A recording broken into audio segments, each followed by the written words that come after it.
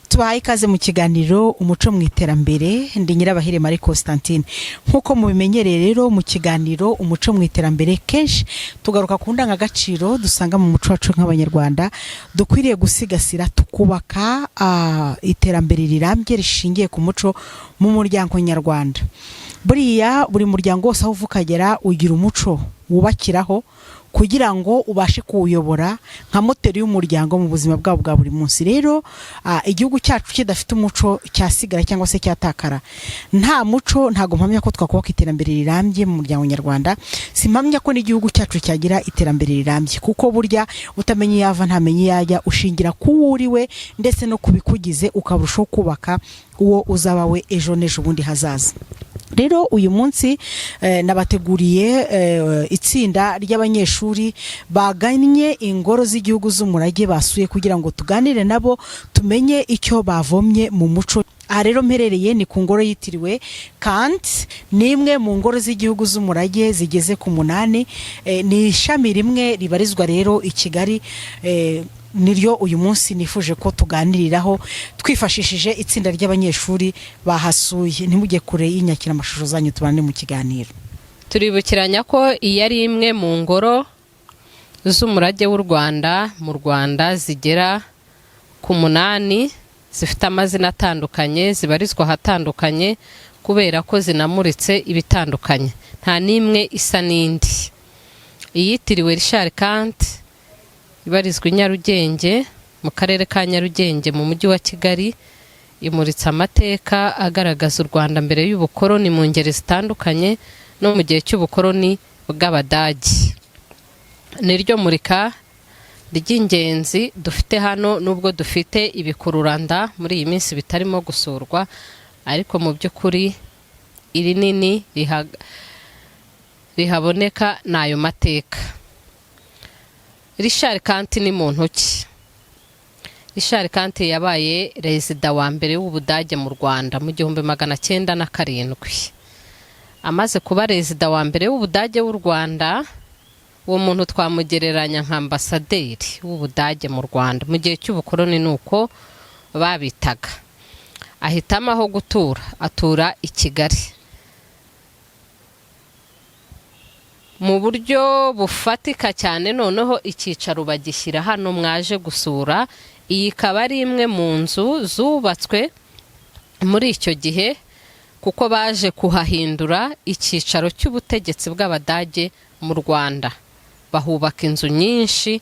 Iyi akaba ariyo yonyine dusigaranye, ikaba ari n'ikimenyetso kimwe muri ayo mateka y'Ubudage mu Rwanda. Ikaba n'inzu ya mbere ikuze cyangwa ya mbere ya kizungu yubatswe i Kigali mu 1908 nibwo batangiye kuhubaka.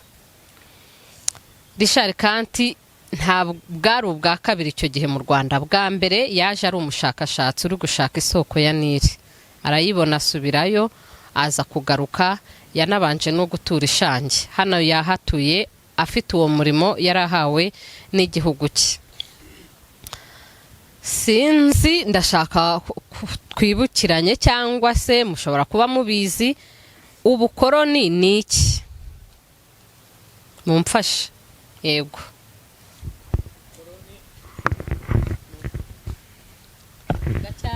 Ubukoroni ni ukunyunyuza igihugu runaka ukakinyunyuzamo ubukungu. Yego. Hari ubundi ubyumva ukundi? Koroni ni ukunyunyuza igihugu ukakinyuzamo ubukungu bwacyo. Mwabyumvise? Hari ubundi wongeraho ikindi uko abyumva? Yabivuze neza. Twibukiranye kunyunyuza. Iyo unyunyuza uba wimirira, sibyo? Bombo ikagira ite? Bombo igashira. Ubwo niba baranyunyuzaga ubukungu bw'igihugu cy'u Rwanda, banyunyuzaga ubwiza bwacyo, banyunyuzaga iby'akamaro by'icyo gihugu, hagasigara gaki? Bombo irashira, hagasigara hagati. Ubwo nuko byari bimeze. Ibihugu byakoronije u Rwanda turabizi. Habanje ikihe? Hakurikiraho? Byiza cyane. Kubera iki twakoronijwe n'ibihugu bibiri? Ambaza uyu mwana muto. ni ukubera ko igihugu cya mbere cyatsinzwe intambara ya mbere y'isi. Abana barabyumva kandi barabisobanukiwe, muri beza cyane. Intambara ya mbere y'isi yose yabaye i Burayi, ikomereza no mu gihugu cyacu no muri Afurika muri rusange, ariko ntihahanganaga ibihugu bya Afurika, hahanganaga bya bindi bidukoronije. Mu Rwanda rero hahanganye Ubudage bwari mu Rwanda n'Ububirigi bwari buvuye muri Kongo. Icyatsinze nicyo cyahise tubyita ngo gukaba, siko tujya tuvugara, nicyo cyahise gifata umwanya w'ubukoroni cy'Ububirigi kugeza mu gihe cy'ubwigenge bw'u Rwanda. Twongere rero twiga iki, mushobora kuba mubizi, ni iki twahombye, ni iki twaba twarungutse kubera ubukoroni. Uwo nabajije yihangane ndabaza undi. Ibyo twahombye harimo umuco, none ibyo twungutse harimo amashuri n'ubuvuzi. Kudusobanurire ni gute twahombye mu bijyanye n'umuco. Mbere y'ubukoroni bukiza mu Rwanda nyine Abanyarwanda bari babanye mu mahoro, bahana inka kandi bakanagabirana, bityo baje baturemamo amacakubiri, ayo ko twari tubanye birasenyuka. Murakoze. Mu by'ukuri birimo ku rwego rwanyu uko muri kubivuga biragaragaza ko nubwo mutari kubivuga nk'uko nanjye nabivuga, ariko biragaragaza ko mubyumva, sibyo? Ndongera kubafasha mbabwire ngo mu by'ukuri iyo ubuze umuco ububuze n'uwuriwe, ubutakaje uwuriwe. Ntabwo mubyibuka? Ubutakaje uwuriwe. Uwo turiwe nk'umuco wacu wa Kinyarwanda nuko utuma tugaragara nk'Abanyarwanda. Nakwitwara bitandukanye n'umuco nyarwanda, nkagaragara nk'uwaho hantu nagerageje kwisanisha naho. Murabyumva neza? Mu by'ukuri iyo tuvuze ngo twatakaje umuco kubera iyindi mico n'ibyo twazaniwe n'Abanyaburayi, harimo kuducamo ibice, harimo no kuduhindurira tugafata kwa kundi dusambira abaje ibyo twabonye imyambarire ibiki, ubu uri kwisanisha na babandi kandi ibyo bakora niko bari, umuco wabo urabibemerera, ugahita utakaza icyo wakwita ikikuranga. Urugero rwiza twatanga nta umwana udakurikiza umuco w'iwabo, amabwiriza ngenderwaho y'uwabo. Ni kimwe n'umuco nyarwanda ubutaye amabwiriza, indangagaciro, icyo twita ijambo ryiza kirazira. Kirazira mu muco nyarwanda, nta munyarwanda wica undi. Kirazira mu muco nyarwanda ubusambo, rimwe na rimwe tujya tubyita ubuyuko. Kirazira ko wanyura kuri mugenzi wawe mu gikristo afite ikibazo ntumufashe, ntabwo uba ukiri umukristo. Kirazira mu Rwanda ko wakwica ntabwo ari umunyarwanda, ntabwo ari ibyo mu muco nyarwanda. Kirazira ku mukobwa utwara inda mu muco wa Kinyarwanda, ntabwo ari ibyo mu muco wacu gutwara inda, sibyo?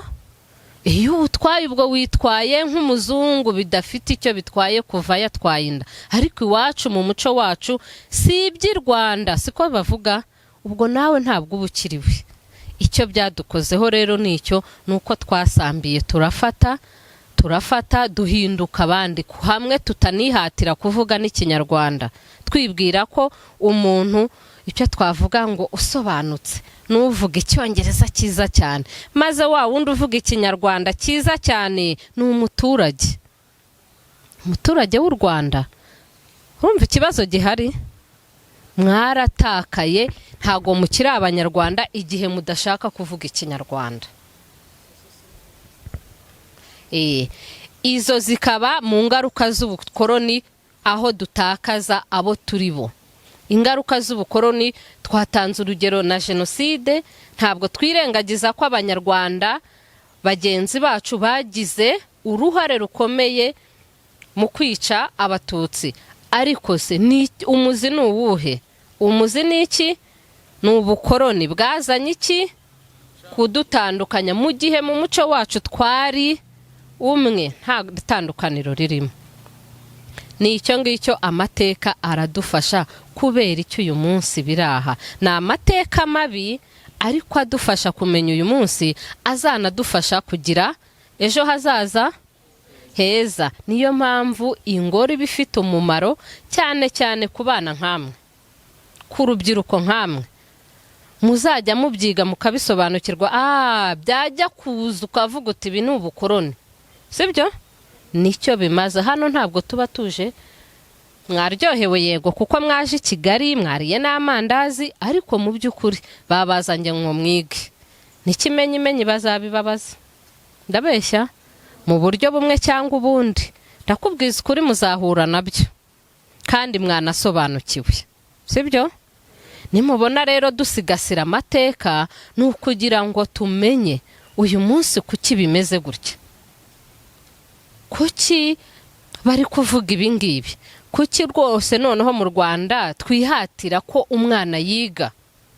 Kubera iki bavuga ngo umwana wese agomba kwiga? Nuko turi kwirinda iki? Kugira injiji. Igihugu cyuzuyemo injiji batwara uko babonye, sibyo? Kuko ubujiji tuzi icyo bwadukoreye, sibyo? Ngayo nguko. Hari ufite ikibazo? Hafite ikibazo? Banamwe rero mumenye ko mushobora kuba mutekereza ngo hano abakoroni iyo bataza ntabwo twari kubona imyenda yo kwambara, iyo abakoroni bataza ntitwari kwiga. Byari gushoboka. Ntabwo ari ngombwa ko twari dukoronizwa kugira ngo bya bindi bishoboke, sibyo se? Umuntu ngo arigira atakwigira nyina agapfa. Byarashobokaga ko hamwe n'igihe ibindi nk'uko byagiye bivumburwa bakamenya ko uruhu barwambara, impuzu yakwambarwa, igishishwa cy'igiti cy'umuvumu cyambarwa, n'ibindi byari kugerwaho. Twararyaga, twaranywaga, twarigaga mu buryo bwacu, mu byo twari dukeneye kuri urwo rwego, n'ibindi byari kugerwaho. Ibyo bazanye rero mumenye ko mbere na mbere bitari inyungu zacu, ahubwo zari inyungu z'Abanyaburayi. Ubu ngubu hanyuma twabigereranya n'ibyo twatakaje, tukiri no mu ngaruka zabyo kugeza uyu munsi, tugasanga bya bindi twita ngo byari byiza bibaye bibi. Nibyo nababwiraga ngo ufashe umuntu wabayeho kiriya gihe cya mbere y'abakoroni akaba no mu bukoroni, yari kukubwira ngo aho kugira ngo nkoronizwe nari kwigumira hahandi nari nibereye. Kuba mu gihugu udafitemo ubwigenge n'ubwisanzure ni ikibazo gikomeye, kugeza n'ubwo ubirangira wowe uri mu gihugu cyawe ari wowe udafite uburenganzira. Murakoze. Ninjiyemo aha ngaha mbonye kino kintu ntabwo nabashe kugisobanukirwa, mwabasha kukinsobanura? Ntabwo nzi neza niba mwigeze mubona ahantu handitse karavane, cyangwa ngo karavane igeze mu Rwanda, cyangwa se urushorerane rw'abikorezi. Abo bantu bari abantu bagera kuri 700 bikorereye abanyamahanga b'abashakashatsi 8 bonyine.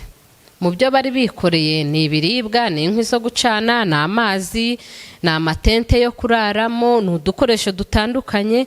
Uru rero ni urugero rwo muri bimwe by'ibintu babaga bakeneye muri urwo rugendo rwabo twaba dufite hano. Icyo uri kubona ubu nonaha ni uburiri, nibwo tubashije kuba twabona.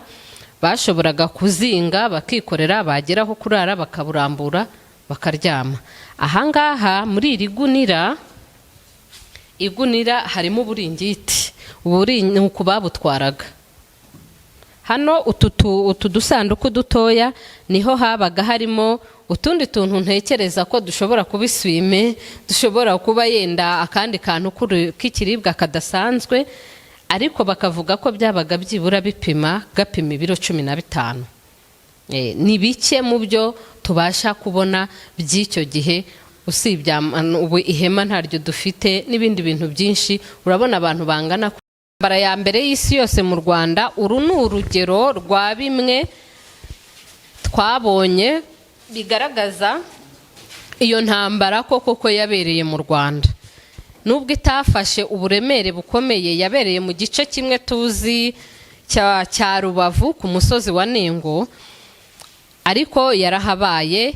Mu biryo batakaje rero harimo ikintu batwaragaho imbunda iremereye bayigisunika bazamura ku musozi hejuru.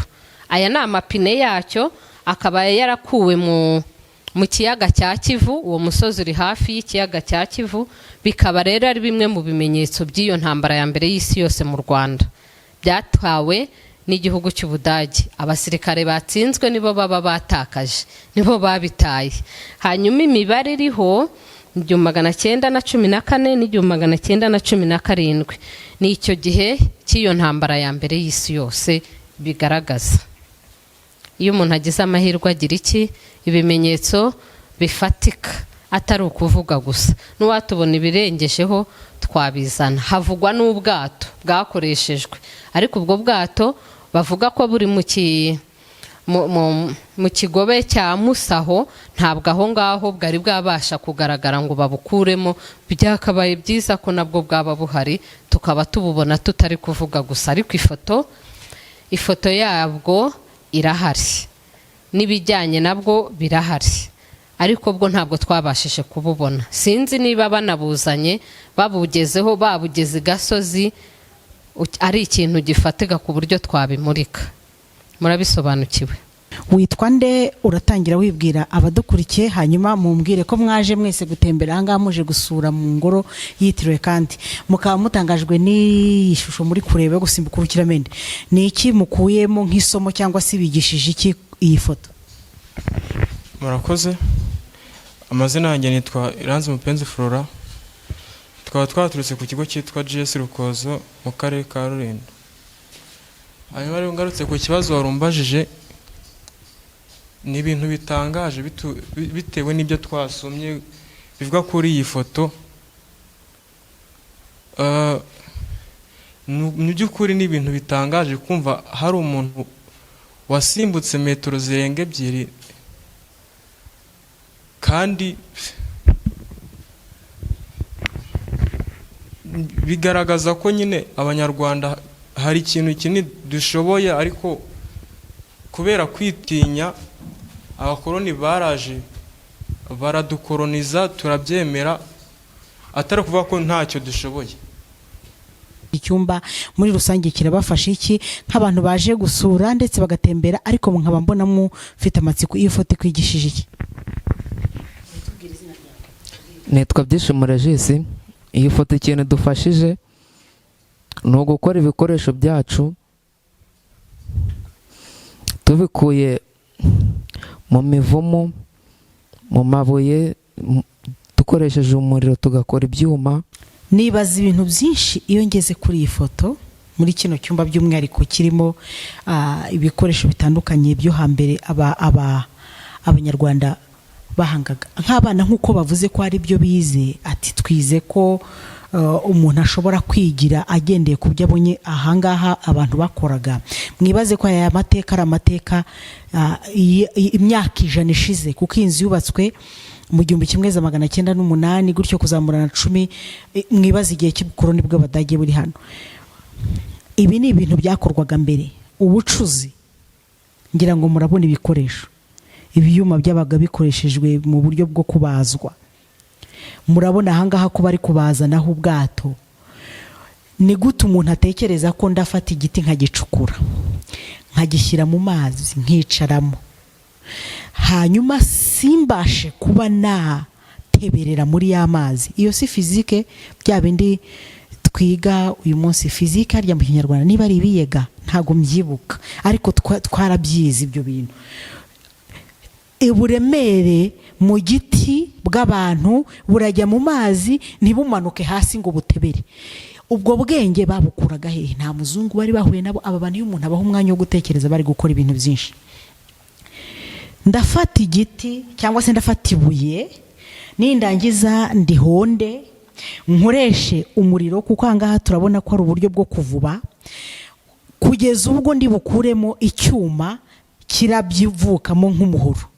Ubwo bwenge bwavaga hehe? Ibi ni ibintu umuntu yabaga yafatiye umwanya wo gutekereza, bari abanyabwenge. Abana bacu uyu munsi barahuze kuri social media, si bibi kuko tugomba kumenya n'ibiri kubera hanze, ariko se turi kwibyaza uhe musaruro? Nta kurema guhari. Dukwiriye kurema, uje hano akiga akamenya ngo ndabikoresha iki. Umuntu turi guta umwanya mu bidafite umumaro. Abana baricaraga hambere cyangwa se n'abakuru akavangwa, ariko iki kintu nakibyaza umusaruro. Kwigira, tugerageze kurushaho gukangura ubwonko bwacu. Aba bantu iyo babona umwanya, ubukoro ntibuze ngo batsikamire, baba barakoze ibintu bikomeye kurushaho. Bakambara imyenda ikozwe mu mpu, bakambara imyenda ikozwe mu mpu. Ubu n'ubugeni n'ubukorikori ni ibintu bikomeye. Babikuraga hise bakamenya ko bagomba kwambara bakikwiza. Mbonera kubwira b'abakobwa twambara ubusa, turambara tukikwiza. Ni igitekerezo cy'Abanyarwanda kuva na kera kwambara. Rero abana bagumye kuvuga ngo hari ibintu twize, ni ngombwa bize byinshi. Uyu mugabo ari gukoma impuzu. Ibaze gutekereza ngo igiti cy'umuvumu ndagifata, igishishwa cyacyo nkikuremo umwambaro wo kwambara, nkikuremo uburyo bwose bushoboka nikwize. Murabona uyu mugabo ari gukoma impuzu ku giti. Ahangaha ni mu mwaka w'1900, murumva imyaka ishize.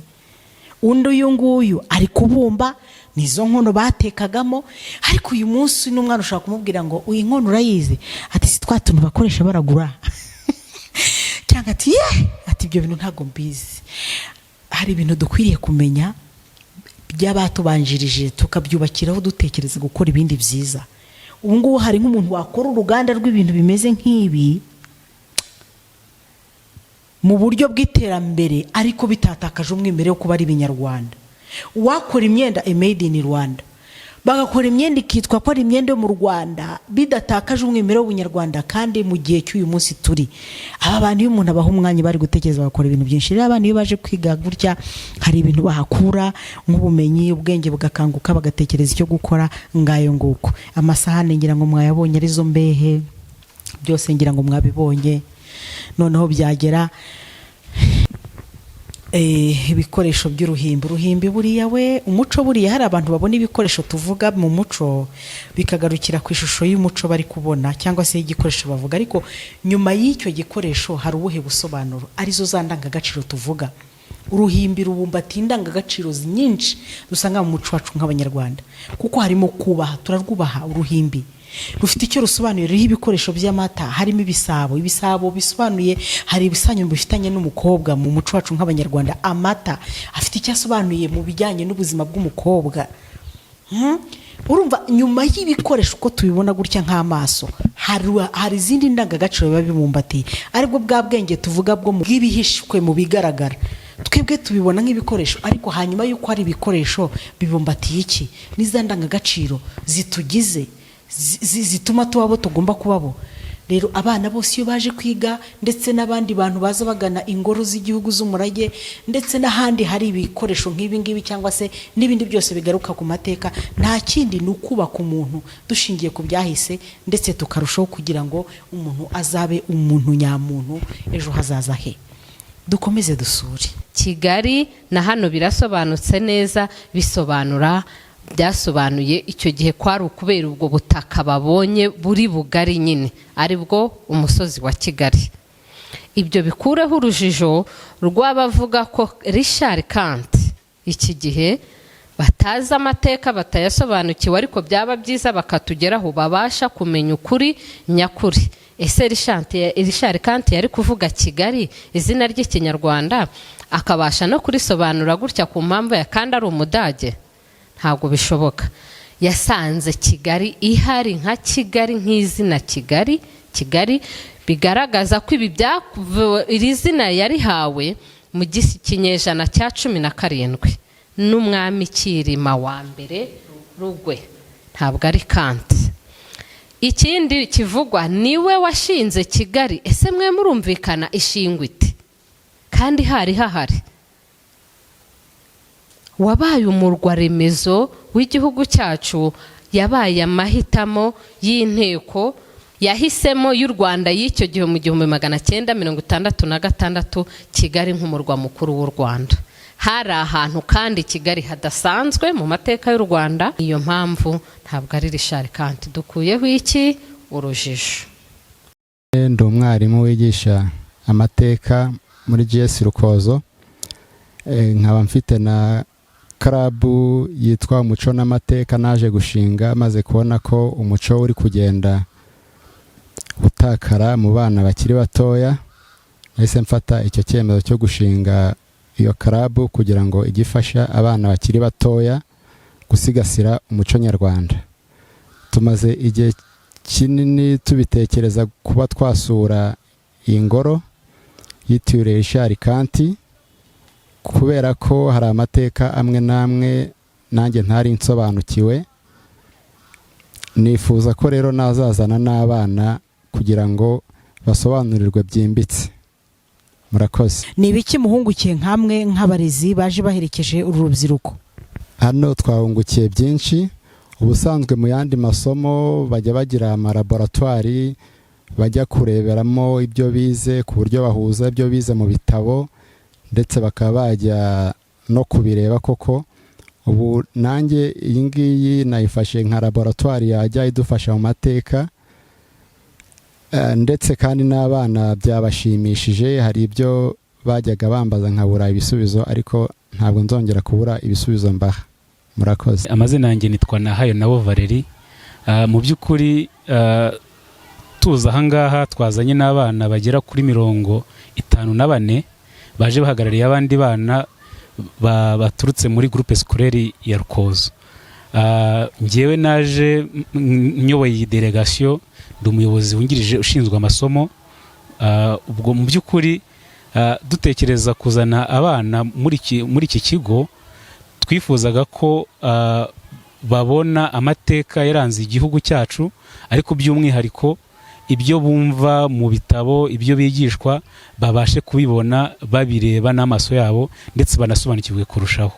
Rero twizeye ko uru rugendo bakoze basigiye impambi ikomeye cyane ituma bongera kumenya amateka y'igihugu cyabo ndetse bakamenya n'inkomoko y'igihugu cyabo, bakamenya ese mbere y'ubukoroni u Rwanda rwari rubayeho rute, ese mu bukoroni rwari rubayeho rute, ndetse bangiye no kusobanukirwa nyuma y'ubukoroni uko u Rwanda rwari rumeze. Isomo ry'amateka riri ku kigero gishimishije, aho cize ku kigero usibye nk'isomo rya entrepreneurship ubona riri hejuru cyane abana kuko bakunda kwihangira imirimo, ariko amateka ahita azakurikiyeho nanone, na cyane ko nyine baba bakeneye kumenya aho baturuka.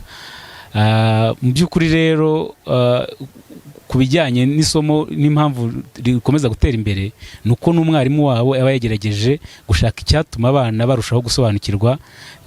Tukakora ingendo shuri nk'izi ngizi abana bagasobanukirwa, ndetse n'ibi nkaba nanabishishikariza n'ibindi bigo hafi ya byose biri mu gihugu ko byajya bitegura ingendo shuri nk'izi, ingendo shuri zo kwiga amateka zikamenya mu by'ukuri ese u Rwanda rwavuye he, ku buryo abana nyuma yo gusobanukirwa ibiri mu bitabo ariko banagera ku isoko, kuri source, bakamenya ese mu by'ukuri ibi bivugwa ni ukuri. Wiyumva ute iyo ufite itsinda ry'abantu imbere yawe? Murakoze cyane. Nitwa Annette Nyabakazi, ndi umugide hano cyangwa se umuntu ushinzwe kuyobora abashyitsi batugana hano kuri mize cyangwa se ku ngoro ndangamurage. Hanyuma niyumva neza cyane iyo nakiriye abantu baje gusura, kuko ni umwanya mwiza wo kwigisha abantu amateka y'u Rwanda, yaba abanyarwanda ndetse n'abanyamahanga. Ni byiza ko abantu bamenya amateka y'igihugu cyangwa se abantu, kugira ngo bamenye aho bagana. Uyu munsi abantu bashobora kubona u Rwanda aho ruri, ariko kenshi biterwa n'aho dukomoka cyangwa se n'amateka yacu. So utazi amateka yacu ntabwo amenya uyu munsi uko tubayeho, cyangwa se bishobora kumuyobera aho bikomoka. Ariko iyo amenya amateka, amenya uyu munsi u Rwanda aho ruri ndetse n'aho rugana. Yewe n'abanyarwanda benshi, ni byiza kumenya amateka yacu kugira ngo tumenye uko twiyubaka uyu munsi tuyashingiyeho, ndetse twubaka n'ejo hacu hazaza. turagushimiye cyane. Ni iki mwabwira abantu badafitemo ubushake cyangwa se bumva ko kumenya amateka ari ibintu bisanzwe ntacyo bivuze, atari ngombwa kuyamenya? Niye nama mwabagira? Hari abantu benshi bajya baza havuga ati amateka ndayazi, ariko mu by'ukuri hari igihe aba aziho akantu gatoya, kandi amateka ni magari cyangwa se ni meza kuyamenya, kuko reka nshishikarize buri muntu wese, yaba umuto yaba umukuru. Abenshi bakuru bavuga bati amateka turayazi, ariko ni byiza kuyamenya uyacukumbuye, kuko nibwo umenya nyawe uwariwe. Ko hari igihe ufite n'amakuru ukibwira yuko ari amateka, ariko ari amakuru anyuraho atari amateka by'ukuri. Cyane cyane abakiri batoya, urubyiruko, mwige cyangwa se muze twige amateka yacu kugira ngo tumenye uko twiyubaka, twubaka u Rwanda rwacu bw'ejo hazaza. Urakoze cyane, turagushimiye Nyabakazi Annette. Mukora umurimo mwiza kandi mukomerezaho, mwubaka u Rwanda, namwe mwiyubaka, mwubaka n'u Rwanda rw'ejo. Turagushimiye cyane. Reka dusereza aha ikiganiro cyacu umuco mu iterambere, ariko turushaho kubashishikariza ngo nimugane ahantu hose mubona hari ubumenyi, mubashe kumenya iyo muva niyo mujya, mubashe kwiyubaka, mwubakike, kandi koko tugira u Rwanda rutekanye, tugira umuryango muzima ufite umuco ukomeye. Nta muco nta terambere, kandi nta n'iterambere twagira twirengagije wa muco wacu. Ndabashimiye cyane, mwakoze kubana natwe. Ndi Nyirabahire Marie Constantine.